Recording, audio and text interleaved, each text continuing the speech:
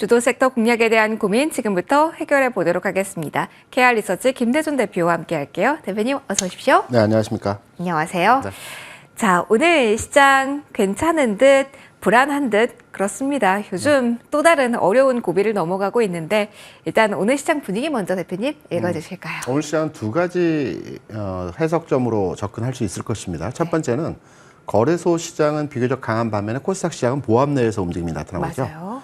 이번 주 금요일이 배당 기산일입니다. 중간 배당. 그래서 오늘까지 주식을 가지고 있게 되면 배당을 받을 수 있거든요. 그래서 장 마감으로 갈수록 배당을 받고자 하는 매수세가 진입이 되면서 거래소 시장 같은 경우에는 상승세가 좀 더 이어지는 흐름에서의 모습을 보여주고 있고요. 그러면은 가장 중요하게 생각해야 되는 것이 현대차 그룹주, SK 이쪽이 되겠네요. 네, 그렇죠. 오늘 시장에서 플러스권에서 유지되고 있는 종목들의 대부분의 현상들은 배당을 주는 회사들이거든요. 대략 한 70여 개 회사가 배당을 준다라고 하는데 대부분 배당을 주는 회사들은 거래소에 집중되어 있습니다. 대형주 위주이죠.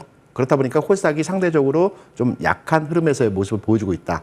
여기 중요한 것은 이 배당 이후에 내일장에서는 이 배당 락에 대한 부분이 진행이 될 수 있기 때문에 여기에 대해서 어느 정도 해소되는 과정이 나타날 수 있겠죠. 그래서 이 부분 하나 체크하셔야 될 것 같고요. 네. 두 번째는 오늘 지수는 플러스권에서의 움직임이 나타난 반면에 하락 종목이 더 많습니다. 맞아요. 네. 거래소 기준으로 해서 이유는 기관의 매도인데요. 기관의 매도는 환율과 연동되어서 우리가 해석을 할 수 있을 것입니다. 최근에 원달러 환율이 1,380원, 1,380원, 90원, 1,390원. 네, 여기서 왔다 갔다 하고 있습니다. 최근 달러 강세 기조는 그렇게 강하지 않은 반면에 네. 원달러는 최근에 계속 빠지지 않고 조금씩 상승하는 흐름들이 나타나고 있거든요. 여기에 대한 이유는 아시아권에서의 중국과 일본의 위안화와 엔화의 앞 고점을 앞두고 돌파하느냐 아니면 다시 하락으로 전환되느냐 요 기로점에 있기 때문에 기관 투자자들이 시장에 대해서 적극적으로 진입을 하지 않고 있는 이유입니다. 저는 사실 원달러 환율 상승에서 이 환율이 1,400원 뚫어낼 경우 수를 대비해서 볼 때는 외국인을 많이 봤는데 외국인이 아니라 대표님 지금은 기관 쪽의 움직임이 소극적이라는데 집중하시고 있는 특별한 이유가 있나요? 환율에 민감한 것은 네. 과거에는 외국인 투자자들이었습니다. 과거인가요? 그게? 네, 그런데 최근 들어서는 기관 투자자들이 환율에 더 민감하게 반응을 합니다. 왜냐하면 국민연금을 예를 들어서 말씀드리겠습니다. 네. 900조 정도의 자산을 운용하고 있죠. 450조는 해외 자산에 투자되어 있습니다. 뭐 부동산, 채권, 주식에 대해서 투자되어 있고요. 반절에 대한 450조는 국내 자산에 투입되어 있습니다. 기관 투자자들은 기본적으로 하나의 방향성을 두고 양시장의 움직임에 있어서 올라가는 종목에 추가로 애덤을 합니다. 추가 매수를 하죠. 그러니까 환율이 올라가게 되면 해외 자산의 평가 가치가 높아가죠. 외화 자산 표시로 된 자산의 가치가 올라가기 그렇죠. 때문에 국내 자산을 매도해서 해외 자산을 사게 되어 있습니다. 이게 기관의 플레이거든요. 네. 기본적인 매매 플레이이기 때문에 이런 현상에 있어서 환율이 올라가는 상황 하에서는 국내 주식에 대해서 매도를 하고요. 해외 주식을 사게 되어 있습니다. 기계적으로 운용이 되기 때문에 기관 투자자들의 시장 참여도 있어서 환율에 민감한 것은 과거에는 외국인이었지만 외국인은 최근에 들어오는 매수 규모를 판단할 때 장기 펀드 중심으로 한 투자 자금이기 때문에 환율에 개의치 않고 주식을 사고 있습니다. 민감도가 좀 낮아졌다라는 이야기시군요. 그렇죠. 반면에 기관은 환율과 영향권이 아주 민감하게 진행되고 있기 때문에 환율의 상황에 대해서 시장을 평가하는 기준으로서 좀 더 면밀하게 우리가 판단하고 지켜봐야 될 부분이라고 해석을 하고 있습니다. 최근에 이 환율의 흐름에 따라서 기관의 움직임도 주시를 해봐야 되는군요. 그럼 이것도 궁금합니다. 배당량 영향에 대해서도 이야기를 해주셨는데 그러면 조금 더 길게 그림을 받아봤을 때 조금 더 우리가 예상할 수 있는 시나리오는 어떻게 될까요? 주 후반으로 봤을 올 때. 초에 네. 지난 12월까지 주가 쭉 상승하다가 1월 2일부터 주가가 한 열흘 정도 빠졌어요. 네. 대부분 이제 배당 이후에 주가 올라갈 것이라고 판단을 했는데 배당 이후에 주가가 한 2주 정도 빠졌다가 다시 제자리로 회복하는 과정에서의 모습이 나타났습니다. 이번 중간 배당도 이러한 과정에서 흐름이 조금 짧지만 이런 비슷한 경로에서 흐름이 나타나지 않을까라는 측면에서의 그럼 그 조그만한 틈을 기회로 활용할 메리트가 대표님 있나요? 당연합니다. 당연해요. 그 말씀을 드리고 싶습니다. 네. 주가 조정을 받게 되면 위험하다라고 해서 매도의 관점으로 시장을 접근하는 것보다는 지금은 시장이 방향성을 잡았습니다. 그래서 빠질 때는 매수의 기회로 참여하시는 것이 유효한 투자 전략에서의 접근 방법이라고 생각을 하고 있습니다. 그럼 지금 이야기해 주신 단서를 보면은 그게 적용되는 건 중소형주보다는 대형주라고 제가 정리를 해야 될까요? 그렇죠. 최근에 지수 측면에서 2670포인트를 돌파하는 과정에서 최근에 고점들을 다 돌파했어요. 돌파 후에 쉬고 있거든요. 쉰 이후에 다시 랠리가 진행이 되게 되면 역시 대형주, 삼성전자 비롯한 반도체 종목과 그리고 시가총액 상위 종목 중심으로 해서 시장이 움직이는 형태에서의 모습이 나타나겠죠. 알겠습니다. 오늘 주제도 알아보겠지만 그 안에서 키포인트 대형주의 기회가 있다라는 점 일단 메모를 해놓고요. 주제 질문을 좀 드리도록 하죠. 그러면 기회를 노려볼 수 있을 주도력을 조금 더 강하게 주게 될 오늘의 주제 어디서 골라오셨을까요? 비만 치료제 요즘 핫하죠. 핫하죠. 굉장히 핫합니다. 네. 저는 뭐 약간 살이 쪘지만 살을 빼고 싶은 생각은 없습니다. 딱 좋으세요. 시장에서 비만 치료제에 대한 그 투자도 진행이 되고 있고요. 각 종목별의 미국 시장에서의 종목 흐름도 굉장히 양호한 흐름에서의 모습을 보여주고 있습니다. 제가 이런 접근 방식으로 한번 그 비만 치료제 또는 제약 바이오에 대해서 해석을 한번 해보겠습니다. 네. 반도체는 3년 주기로의 주가가 움직이는 사이클, 산업이 움직이는 현상들에 대해서 많이 우리가 알고 있는 내용이죠. 제약 바이오 같은 경우에도 3년 주기로의 시장이 움직이는 형태로의 모습을 보여줍니다. 2015년도에는 한미약품 중심으로 해서 면역 치료제 관련해서 주가가 굉장히 급등을 했고 바이오주가 상승을 했어요. 네. 2018년도에는 셀트리온이 움직이면서 제약 바이오 업종의 전반의 흐름들이 긍정적으로 분위기가 진행됐습니다. 21년도에는 다 아시다시피 뭐 CJ나 신풍제약 같은 진단키트 관련주 중심으로 해서 주가가 많이 움직였습니다. 관련해서. 그럼 3년 됐을 때 지금 시점이죠. 그럼 우리가 지금 시점에서 제약 바이오 업종에서 어떤 테마를 가지고 주가가 움직일까를 고민해 보게 되면 역시 시장에서 가장 핫한 주제라고 한다면 비만 치료제가 아닐까라는 측면에서 비만 치료제 관련 종목들이 앞으로 시장에서 상당한 두각을 나타날 가능성이 높다. 왜? 해외 글로벌 제약사들도 계속 투자를 집행하고 있고요. 뉴스나 전체 시장에서의 분위기도 2030년도에는 비만 치료제 시장이 100조 시장이 될 것이다. 라는 우호적인 내용에서의 기사들이 많이 나오고 있거든요.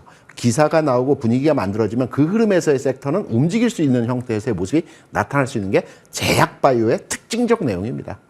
그게 하나 궁금하긴 하네요. 앞서 대표님도 글로벌 제약사들이 투자를 많이 하고 있다 이야기를 해주셨는데 그렇기 때문에 이것도 반대로 궁금해요. 그렇게 제약사 글로벌 빅파마들이 주도권을 쥐고 있는데 네. 국내 제약사들에게는 어떤 기회가 있을지 너무 제한적인 건 아닐까에 대한 궁금증이 비만 치료제 생기는데요. 같은 경우는 국내 수입 허용은 됐지만 물건이 없어서 국내 못 들어온다고 하죠. 맞고 싶어도 지금 물건이 없다라고 하는데 빅파마들이 다 선점을 하고 있어요. 근데 네. 우리가 주시장에서의 흐름을 보게 되면 미래 기업의 미래 주가의 현재의 가격이 주가라고 하거든요. 미래 기업에 대한 가치가 현재의 가격으로 형성되는 게 우리가 주가라고 합니다.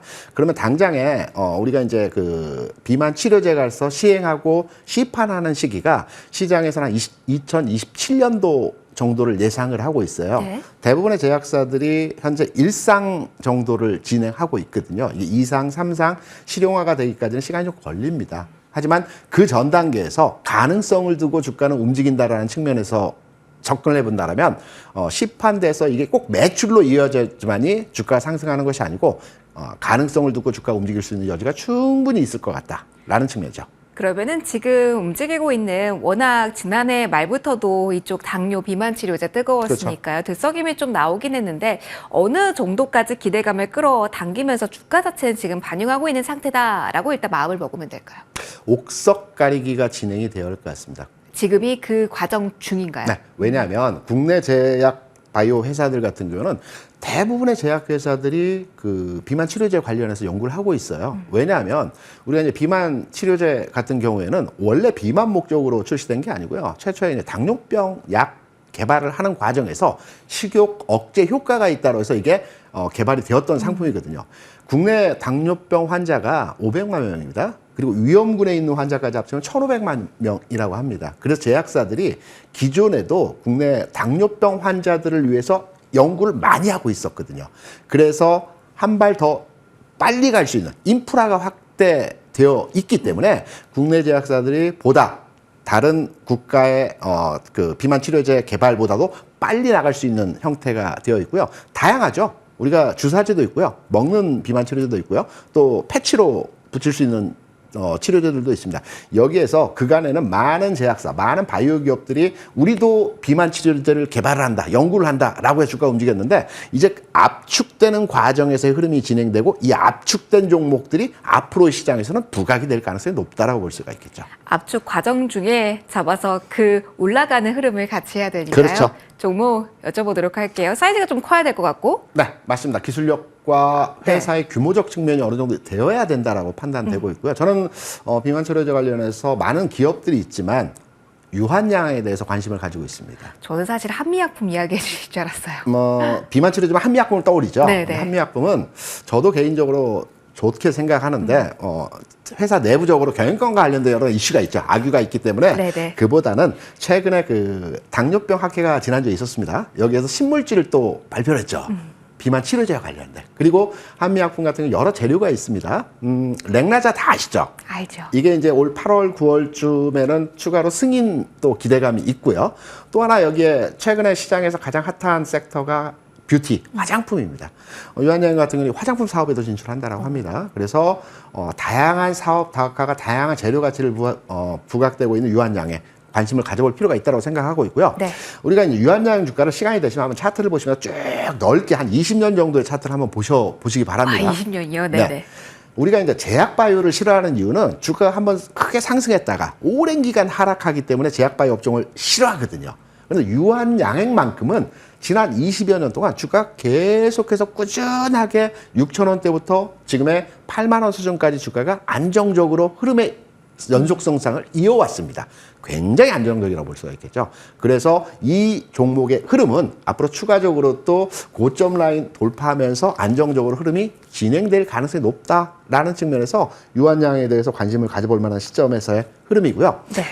저는 가격적으로 볼 때는 지금 가격 크게 뭐 저점에 낮게 사야 되겠다 이런 관점보다는 지금부터 관심을 가져볼 필요가 있고요. 8만 원 전후로. 그렇죠. 지금 가격부터 잡아볼 필요가 있고 고점, 그러니까 역사적 신고점이 한 3,000원, 4,000원입니다. 장중 고점은 4,000원 되는데 한 3,000원 정도 역사 고점이거든요.